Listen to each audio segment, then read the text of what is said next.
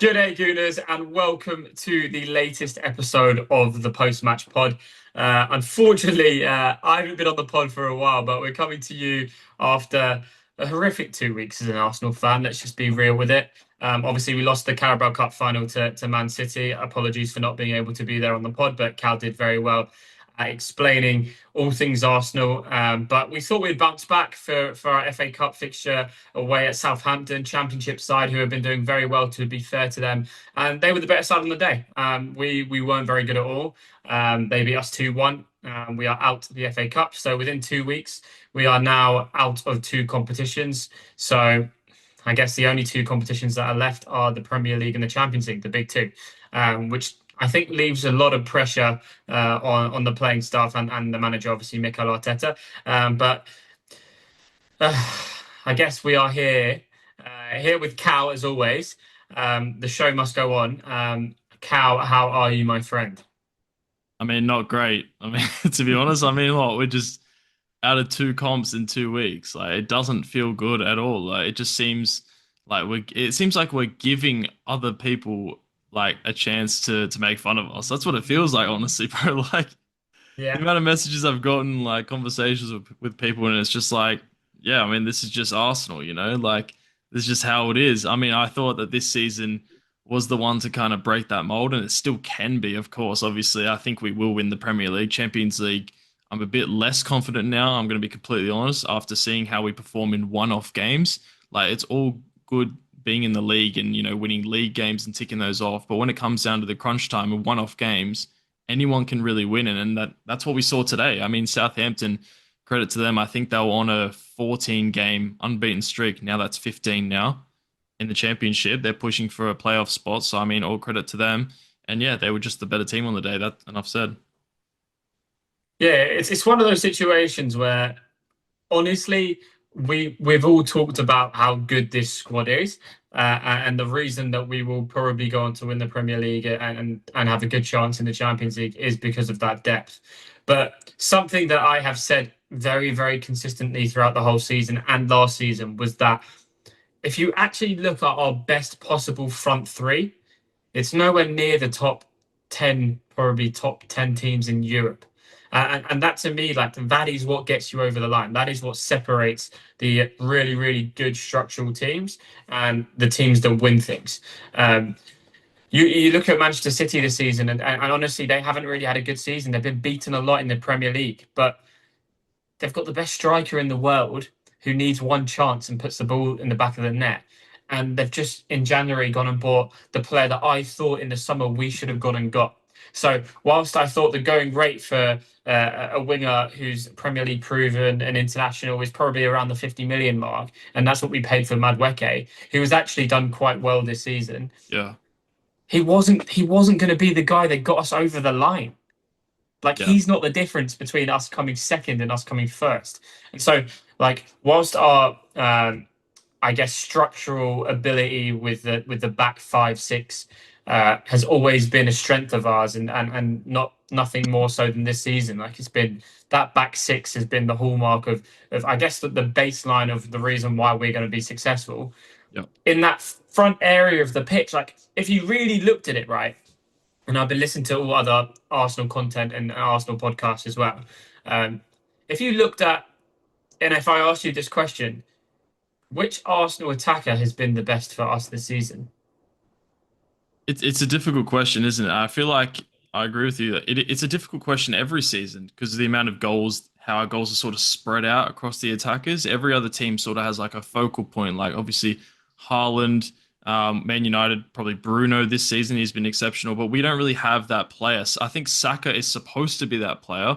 He hasn't been at the levels, and I think we should talk about that as well. He hasn't been at the levels that we expect of him and that he should be performing at, whether that's injury or loss of confidence. I don't know what it is, but yeah, it's kind of spread out. I'd say it's hard to say who our best attacker was. At one point of the season, I thought it was Leandro Trossard. He was playing really Yeah. well. And then you could maybe say it was Gyökeres maybe a couple months ago who's banging in goals. I mean, he got a goal against Southampton. I thought he took that really well, to be honest.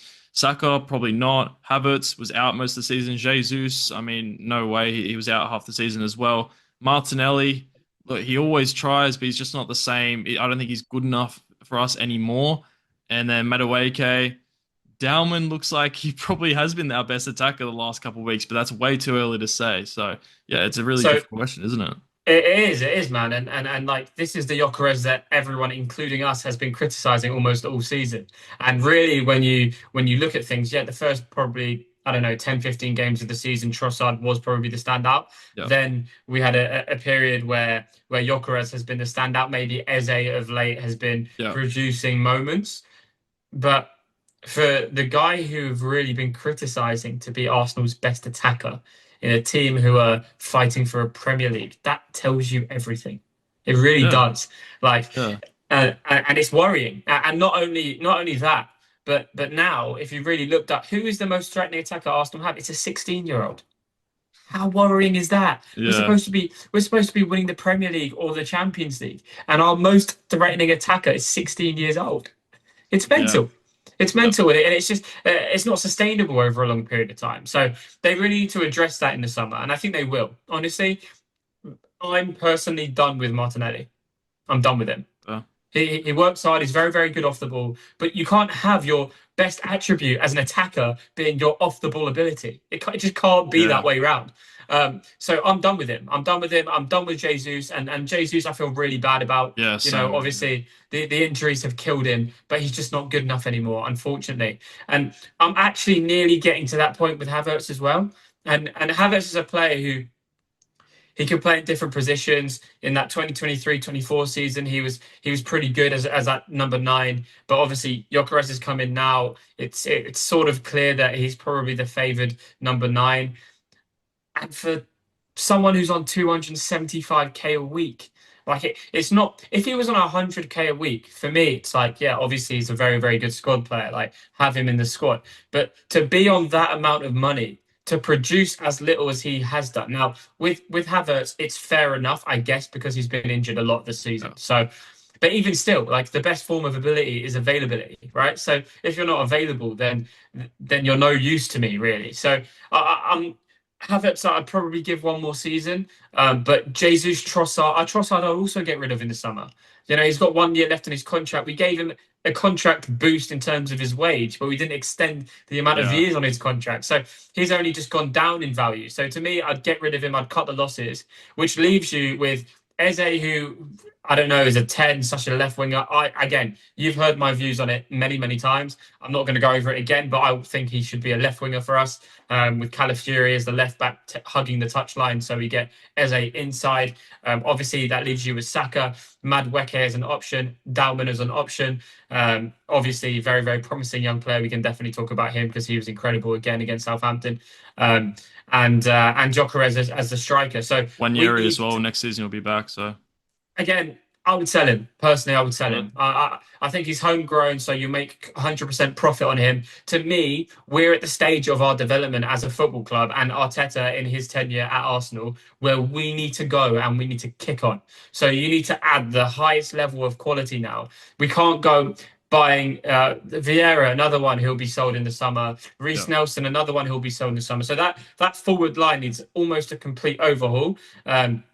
And you need to replace it with the upper echelons of top level footballers. Now, in the summer, last summer, I would have done the Martinelli sell then, and I would have bought in Semenyo, but they didn't do it for whatever reason. So it means that they've got more to do this summer. But that forward line really does need a total rehabilitation, because essentially now we're at a stage where we really need to be winning things and we need to be doing it consistently. Now, I personally think that there's a lot to be said about Arteta's recruitment in the final third since he's come to us. You look at Willian being another player that he bought in on a free transfer, didn't work out. Vieira for £35 million didn't work out. Obviously, he got rid of Balogun, who just scored an incredible goal from Monaco, by the way. I'm not sure if you saw that. no, I didn't say that. No. Scored a beautiful chip. So that's pretty much the only sale he's made in that final third. I'm trying And to think he of didn't other even play for us as well. Like he didn't. I and he don't didn't think he even played a play. senior game. Yeah, Obviously, he trusted in Nketiah, gave him the 100 grand a week contract. Obviously, that didn't work out. Smith Rowe didn't work out. We got rid of him. yeah, it's So unfortunate. Yeah. it is unfortunate with Smith Rowe, but now again we're at that stage where we need to go and get the top level footballers. I'm talking to Julian Alvarez as if he's available, even if he's not Mm. available. I've heard Roy Keane talk about it, and I actually think Roy Keane talks a lot of shit, to be quite honest with you. But in terms of, I don't believe it when players aren't available. You make them available. We're supposed to be a team who can win the Champions League and the Premier League. If we go and win the Premier League, we should be attracting the top level footballers. So go and get a Julian Alvarez for 75 plus maybe £100 million once you've sold all that deadwood. Go and get a Kvaratskhelia from PSG, or who's the guy from Juventus. You know, I mean, Oh, Kenan t- Yildiz. Yildiz, also someone who will just raise that level that Yeah. bit more than the level that we've got. And it's no slight on those other players. Thank you very much for your service. You've been incredible in terms of getting us from where we were when Arteta came, eighth and fifth, all the way to challenging to win a title, and hopefully to win that title at the end of this season. But thank you. It's time to go now. We need to raise this level. And I think the same with Ben White. I mean, we can properly unpack that Southampton game. There were so many performances that just were not at the level. Yeah. So many. And I've seen it all over social media, people absolutely ripping into Martin Odegaard and his performance. By the way, first game back from an injury in 5 weeks. Now, it wasn't perfect. It wasn't the scintillating Odegaard of the 2022-23 season or the back end of the 23-24 season. Far from it. And obviously that flick, which then sort of led to the goal eventually, although there was a lot that happened in between the flick and the ball being in the back of the net. It wasn't good enough. But there were definitely things that he did that I haven't seen from Arsenal midfielders almost throughout this whole season, which I really, really liked. You know, I've actually watched his literally all his touches from the game, and there was a lot of good things there, a lot of good things. So I am personally really pleased that Martin Odegaard is back fit.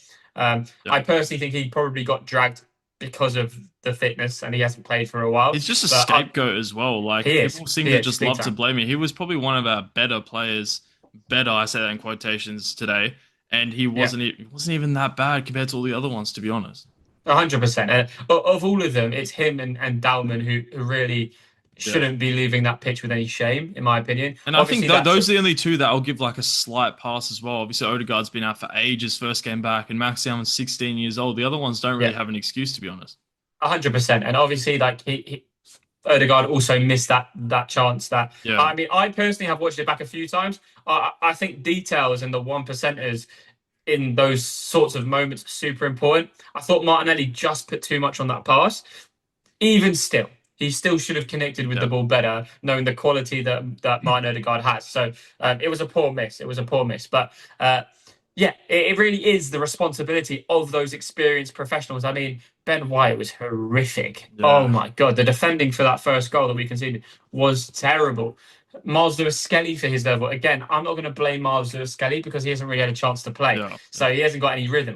He's one that I'd probably send out on loan personally next season. What did you think of those? What did you think of those Man United links? I don't know if they were real or not, but I wouldn't say that. You got to keep on to him, I think.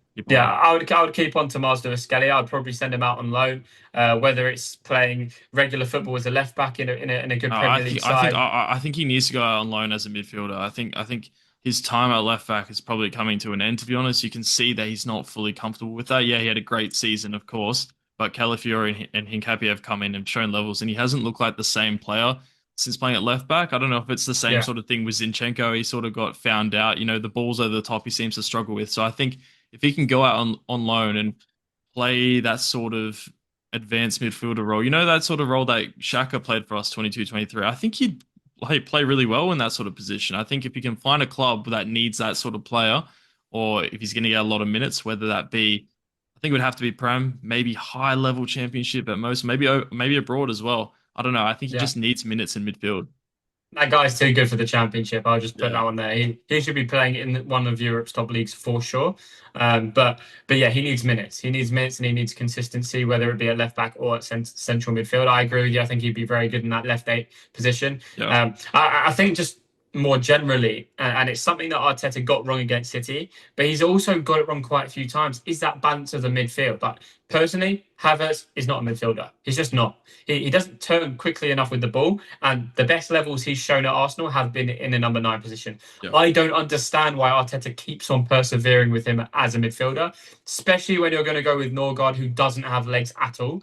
You can't then put two attacking midfielders who just aren't really known for their defensive contributions. They'll work hard, don't get me wrong. Odegaard works super hard, and so does Havertz. But Norgard just got totally bypassed many times. And it's not, honestly, it's not like we were playing a Southampton team who was sitting back. Like, credit to them. They were getting us on the counter attack. They were counter attacking with pace. Their wingers were looking good and very, like, they had a lot of chances in that first half. But they bypassed the midfield. They really did bypass the midfield. And again, it's something where we brought in Norgard maybe to play more background staff or background footballer sort of leadership role behind the scenes, and it's no doubt that he's obviously been very good in that regard. But he's not got enough minutes either, and Zubimendi's played too many minutes, and I think that we should probably now get rid of Norgard at the end of the season, because I just don't think he has the legs anymore. Who else played terribly? Mosquera had a terrible game, and again, he's 21, 22 years old, so you don't really want to get on his back, and he's been brilliant this season.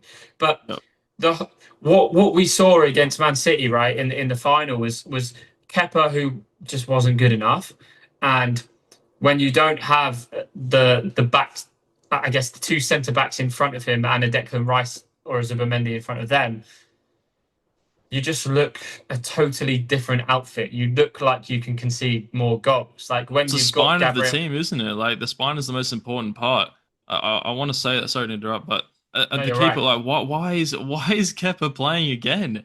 Like, genuinely, why? Like, Raya didn't even play for Spain. He's on the bench, which I don't want to get onto that round. I think he should be starting. I think it's ridiculous he's not starting for Spain.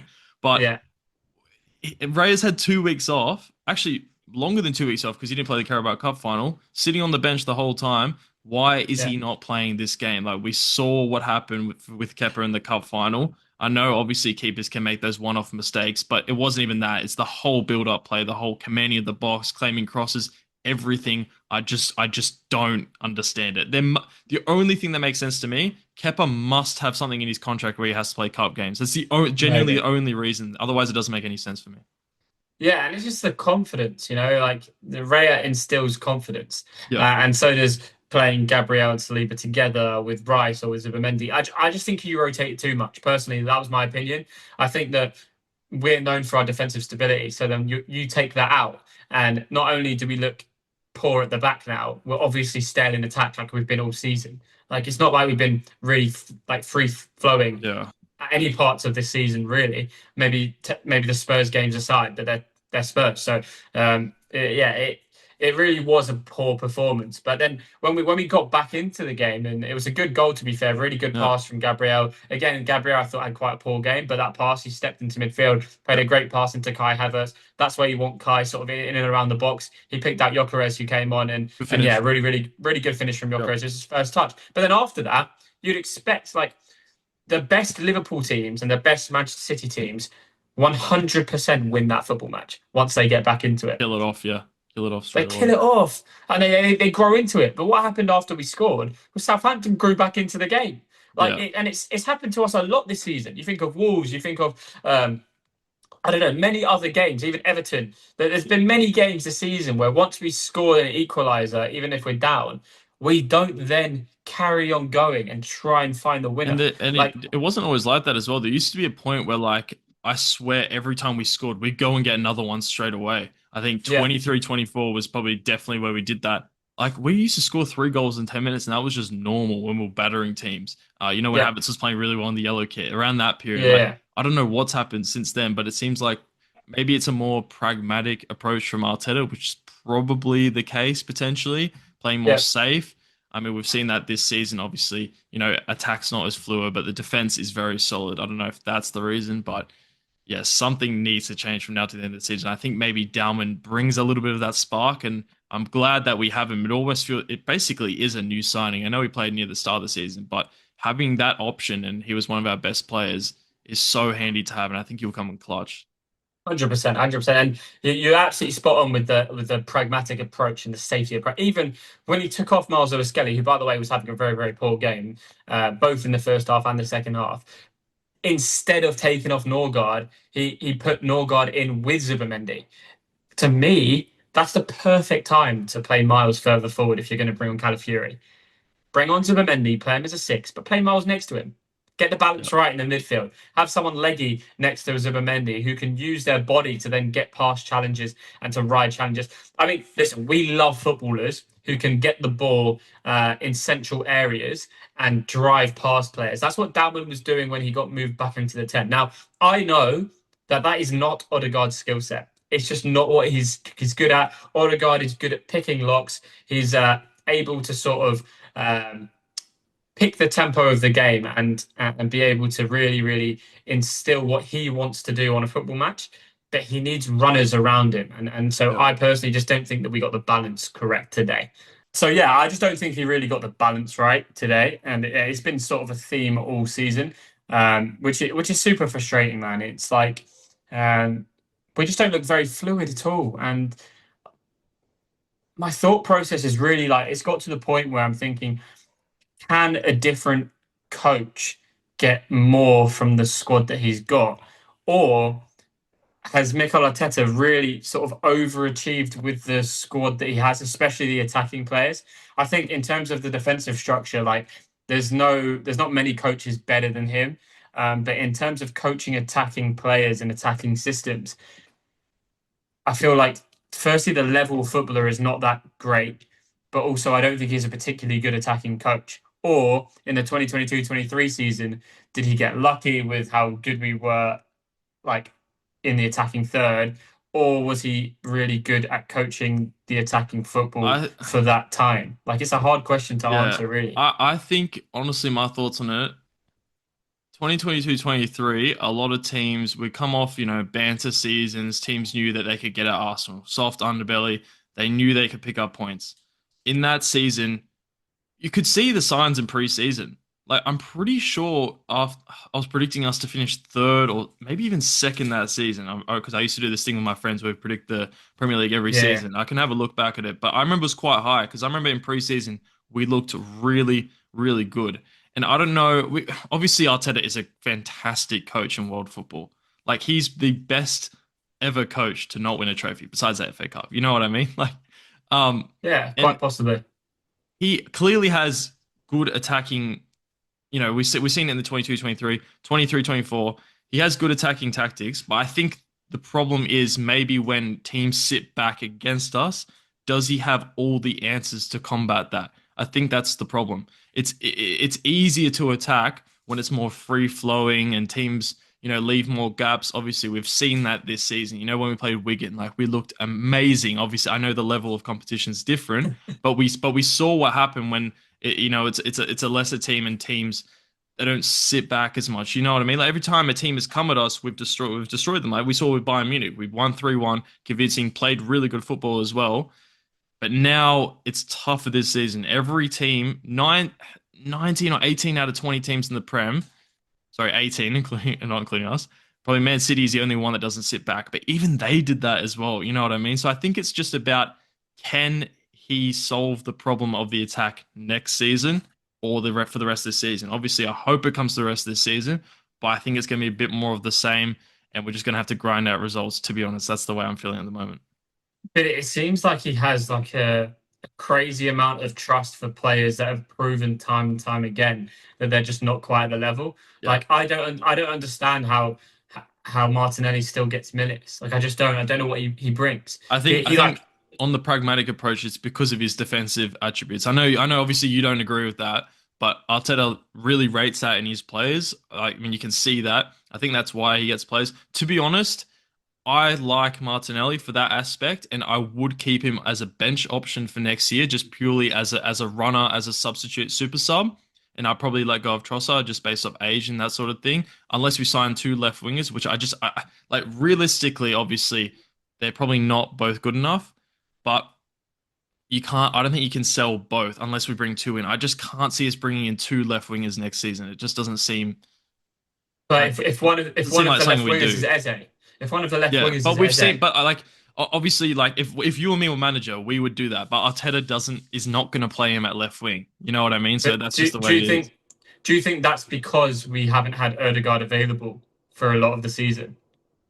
That is a good question. Potentially, I mean, I guess we might be able to see it when he comes back, but I think he might prefer playing Eze and Odegaard together rather than Eze off the left wing. It's such a shame that Eze had one poor game at left wing and we haven't seen it since against Aston Villa. And that was because of his defensive duties, which I mean, if Martinelli was playing that game, he probably would do better in defense there, which is ridiculous saying that for a left winger. It seems so anti-football and haram ball and all this stuff, the people that make fun of us for.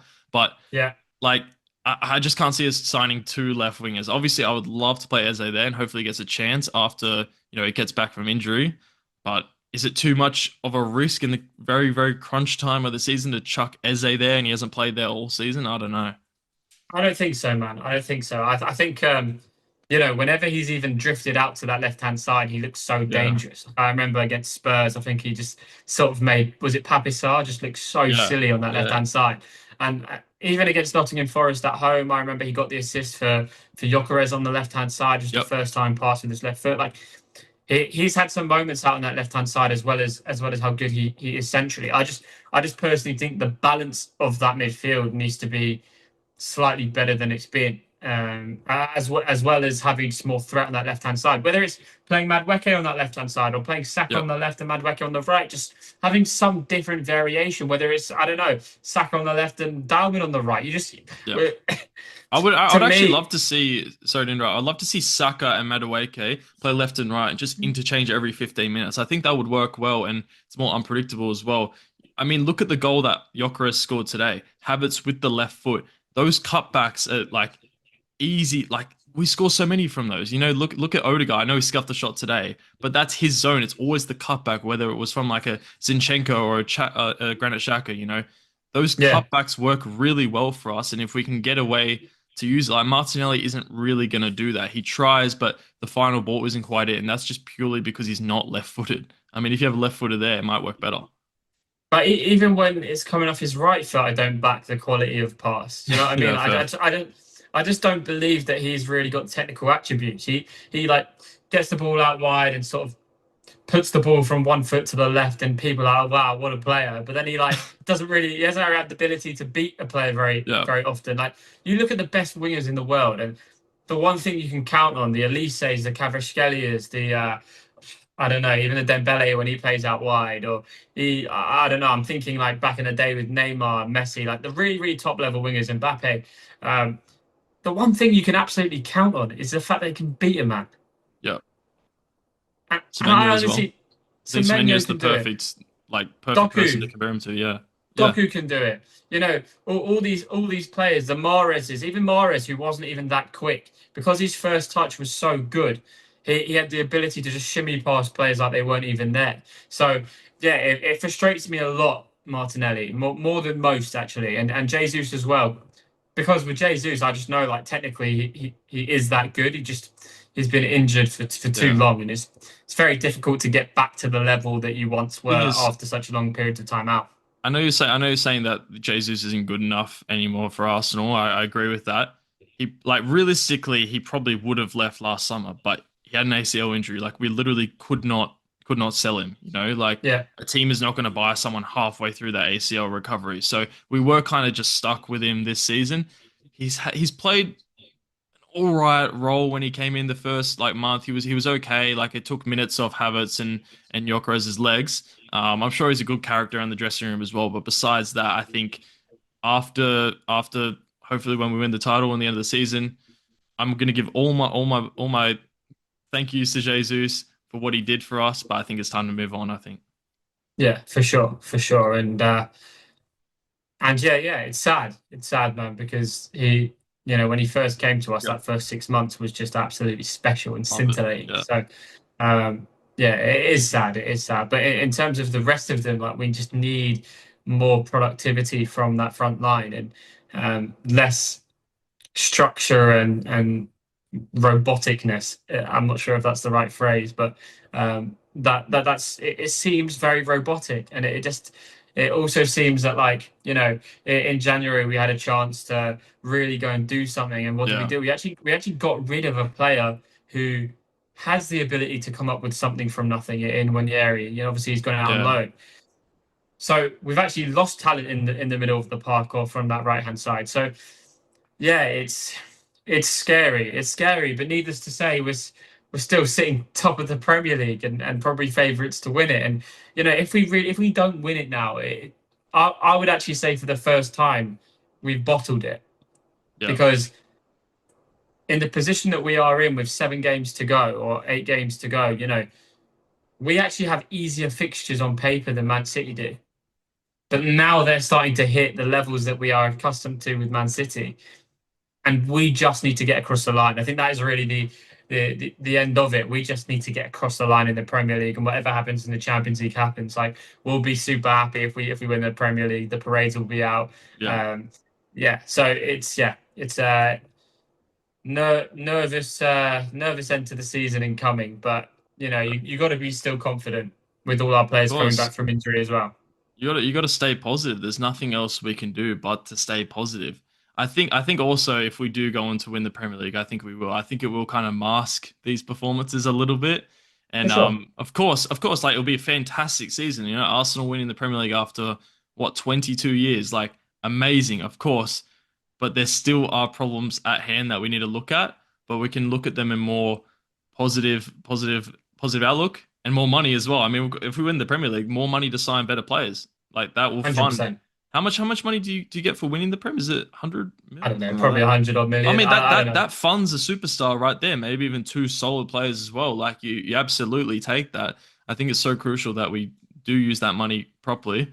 And yeah, and get rid of the deadwood as well. Like we've always been a terrible selling club. I think is our highest outgoing transfer still Oxlade Chamberlain. Like that's just ridiculous. It might be Smith Rowe It now. won't be. One, It won't be. Maybe. yeah, well, probably one of those three. But yeah, I'm just hoping we get some decent funds and just go again next season and do even better. Yeah. 100%. 100%. Moving on from that unfortunate loss, nothing we can do about it now. Onto the Champions League. We're facing up against Jokeres' old team, Sporting Lisbon, in the quarterfinals of the Champions League. I'm excited for this. How are you feeling? Yeah, man, it's exciting. It is very exciting. I saw another podcast that we had a few years ago, the same 3 fixtures, which actually ruined our chances of winning the Premier League. Oh yeah, It was yeah. it was Sporting in the Europa League. Then we drew 3-3 with Southampton, and then we Oh got my, beat. that Then we game, got man. we got beat 4-1 at the Etihad.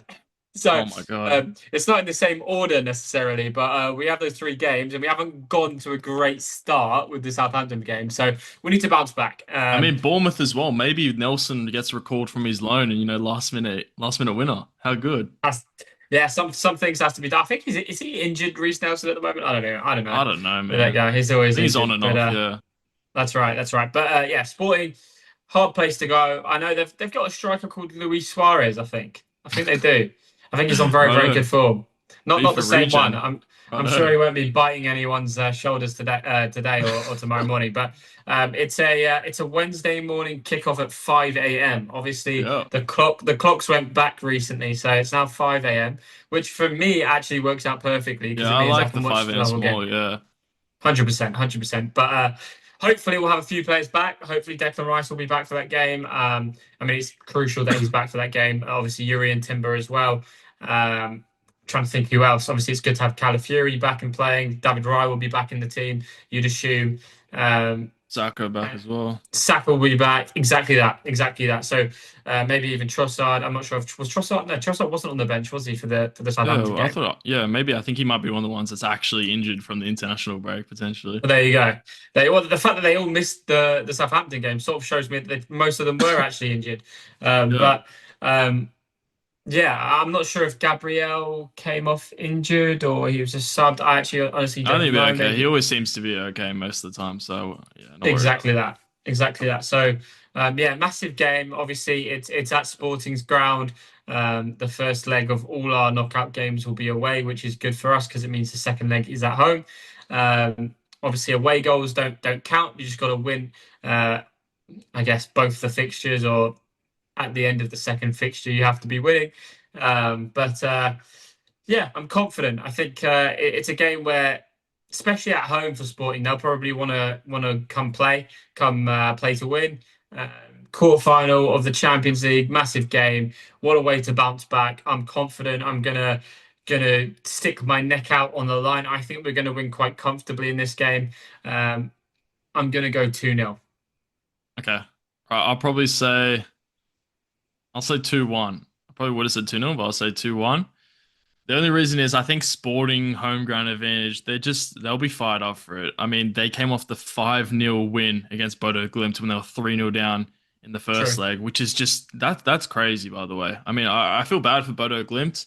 I mean, I think I probably would have been more nervous playing Bodo Glimt away because that in the Yeah, Arctic Circle, maybe an Norgard Odegaard masterclass. But yeah, we have to play the team that's in front of us. But yeah, I wouldn't count them out. Yeah, I still think we win though, based off quality. If Declan Rice is back, Ray is back, Saliba, Gabriel, we'll do our lineups after this. But yeah, pretty confident to be honest. Yeah.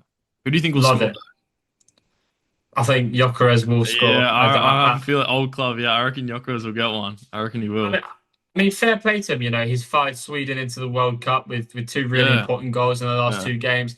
He's come Four, on, four, first touch four goal, goals. He scored. He four got a hat goals. trick in the first game. Yeah, Absolutely, too he's on. right. You know what? Actually, he's on really good form. What's that? 6 goals in 3 games.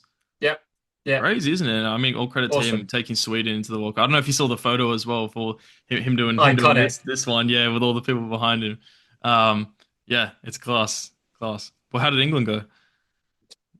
Yeah, I think the less said, the better. To be honest with you, quite a lot of experimentation with Yeah. with Nah, the I think he'll be. I 11s, think he'll but be alright once the World Cup comes around. here's hoping, mate. You just never know at the moment with us. He's playing. How's Jordan Henderson still in that spot? I don't know. We Yeah. could go on. We could go on about England all day. But this one's for the Arsenal. This one's for the Arsenal. Who would you start in that game? Raya in goal, of course. I think that was probably Kepa's last game, in my opinion. I think he's done. Raya from now on every game. Right back, bringing Timber back in. Centre back, Saliba, Gabriel. Left back, Calafiori. Going Zubimendi, Rice, Odegaard. Really want to see. I'm hoping he can play full 90. I think honestly he probably would have played a full 90 if he was fully fit against Southampton. Obviously it wasn't the case. But yeah, Odegaard in the 10. For the left, I know you were bagging out Martinelli, but I just don't know if Trossard's going to be back. I'm doing this off the presumption that Trossard is still injured. But Martinelli Champions League, he's a different player. Like he's literally a different player, you know. Off the right, I'm gonna go Saka and then Gyökeres up front. Okay, I hear it. I hear it. I don't disagree with it. I feel like that's probably what Arteta will do. But I would have a slight tweak. And call me, Here we go. I don't know, emotional, but I would go. It's definitely the same back line. Yep. For me, Calafiori has to start ahead of Hincapié. I just Yep. prefer him, to be honest. Same midfield three, but I would actually go Saka off the left. I would go Gyökeres up top, and I would play Max Dalman. Okay. All right. I I really would, I wanted would. Dalman in this team, but I just couldn't find a way to fit him in. But I guess that does work. Yeah. I would. I just think that he's so exciting. He gives us something completely different off that right hand side. And to be honest with you, I think if any of our our right-sided left-footer wingers could play on the left well, Saka's the one that can do it. Yeah. He started as Uh, a left back. Like it makes the most sense. Like he definitely exactly. can play there, and I honestly think Saka's future will be more in different positions, like playing through the middle. We saw him in the 10. I don't think he'll play right wing for much longer. That's my bold prediction. I don't know if you agree with that. But yeah, I wouldn't be surprised if he did play left wing. I mean, I know I would be actually. I don't think Arteta will do it, but He I'd love to definitely see. won't do it. I'd love to see it though. Um, yeah, I think that team is more than good enough to get the result, of course. But yeah, just quickly, let's just have a quick look about like past this game. Obviously, this is the first leg of two playing away first. But yeah, Yeah, it really is getting into the business end. So we've got Arsenal against Bournemouth at home. That's a 9:30 p.m. kickoff on Saturday, which is beautiful down under here. And then the next unbelievable. week, obviously, you got the second leg, and then it's the big one against Man City away in the league. I'm hoping that City can drop points. I'm not sure who they have next I in the think they've league. got. It Have might they be got Chelsea? Chelsea. I think it might be Chelsea Chelsea. away. So I mean, Chelsea, they seem to sometimes turn. I mean, they got the draw at the Etihad earlier this season, Enzo Fernandez, but he won't play though because I don't know if you saw the thing about Rosinho banning him because he said that Madrid's a nice city or whatever. But yeah, I don't think he'll play. And then we've got Newcastle home after that, and then we'll get to the other ones later in later episodes. But yeah, it really is like a win or nothing at this stage, isn't it, for every single game? Yeah, man, it's crunch time. It's crunch time, and we just have to go and get wins. I honestly, at this point, don't really care how we do it. I think we'll probably Yep, play better in the Champions League than the Premier League on the eye. But the most important thing is that you are winning these games, and that's really what it comes down to now. This part of the season, it is crunch time. We need to get the results, and yep, I'm confident we will do it against Lisbon. They need to bounce back. They really do. yep. Yeah, and 100% agree with you. And just a message to Arsenal fans, like it's been a tough 2 weeks, but just remember the position that we're in. It could be worse. We've had terrible seasons before this, finishing eighth. Just think about how far we've come and let's just enjoy the process while we're at it. Trust the process and just enjoy the football as much as you can, hopefully. I know it's not great on the eye to watch at the moment, but we're getting wins in the league, in the Champions League. Let's hope that continues for the rest of the season. I'm still confident. I'm not losing hope. I think we can do it. Definitely the Premier League for sure. We can do it 100%. But yeah, I'm just super excited for the rest of the season. I'm glad that football is back and it's coming thick and fast every few days. I'm loving it, to be honest, man. It's class. 100%. And if you're looking at any positive from the loss in the FA Cup, that we now do have two less games to worry That's about. true. Yeah, So there's no excuses as to why our full strength team shouldn't be playing in most games now, you know? yeah, So yeah, exciting times to come. Obviously, disappointing result against Southampton, but again, credit to Southampton. They really yeah, deserve to go through. I think it's really important to admit when you are not the better team on the day. We certainly were not. So fair play to Southampton. Same goes to Manchester City. I think I did say it in my small clip that you added into yeah, to the yeah. I podcast, think but so. they were very worthy winners of the Carabao Cup. But I'm glad I've now had this time to reflect because at the time I was not saying that. I Yeah, was very, yeah, very yeah. frustrated. But hey ho, what can we do? We can only look forward. Forward is the game against Sporting Lisbon. Yeah, 5 a.m. kickoff in Australia. Come on, you Gunners. Come on, and as always, we'll see you next time. Have a good day, Gooners. Have a good day, Gooners.